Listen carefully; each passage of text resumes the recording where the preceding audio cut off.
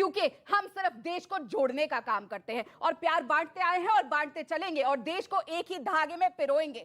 स्वतंत्रता के पहले भी किया था और आज भी करते रहेंगे। पर ये लोग क्या कर रहे थे? आज बहुत अच्छा लग रहा है, कर्तव्य पथ बन रहा है, वहां पे नेताजी सुभाष चंद्र जी की बोस की मूर्ति लगा रहे। वही नेताजी सुभाष चंद्र बोस जब अपनी सेना का तैयारी कर रहे थे, स्वतंत्रता सेनानियों के साथ मिलकर भारत के स्वतंत्रता के लिए लड़ाई लड़ रहे थे, तो वीर सावरकर क्या कर रहे थे बताइए?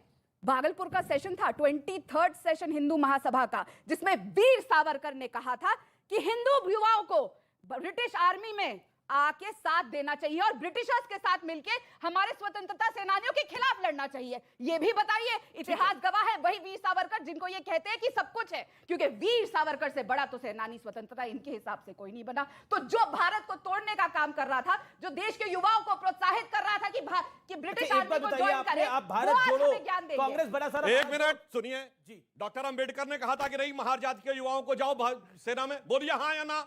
क्यों बोला था? अब मैं बताता हूं क्यों बोला था।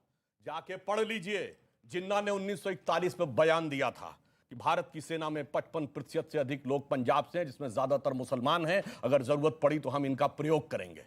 डॉक्टर अंबेडकर ने यह कहा महार जाति के युवाओं से कि सेना में शामिल हो। और ये सुनिए, जो ये कह रही ना कि जिस जमाने में, ये तो काल्पनिक बयान है, मैं तो फैक्ट के साथ बोल रहा हूं। मैं सबूत लेकर आई हूं, वीर सावरकर की किताब में, इन्हीं के अरे सुनिए भाई, अरे कायदा पूरा के पूरा इनका भाषण है, जिसमें ये भी पता चल रहा है अपने टर्न पे बोलिए। चलिए, वीर सावरकर का बयान, अब मैं सुभाष चंद्र बोस जी का बयान कोट कर रहा हूं। 25 जून 1944 आजाद हिंद रेडियो से उनका दिया गया बयान। उन्होंने कहा, कांग्रेस, बड़े दुख की बात है कि जब अदूरदर्शिता के कारण कांग्रेस के नेता आजाद हिंद फौज के सैनिकों को भाड़े का सैनिक कह के उपहास कर रहे हैं, उस समय मैं इस बात से संतुष्ट हूं कि मिस्टर सावरकर भारत के सैनिकों को कह रहे हैं, युवाओं को, कि उसमें शामिल हों। और इसीलिए जब 1 जनवरी 1939 को वर्ल्ड वॉर शुरू हुआ और अंग्रेजों ने, उसी समय हमें खड़ा हो जाना चाहिए था अंग्रेजों के खिलाफ। मैं पूछना चाहता हूं, 42 तक क्यों नहीं खड़े हुए?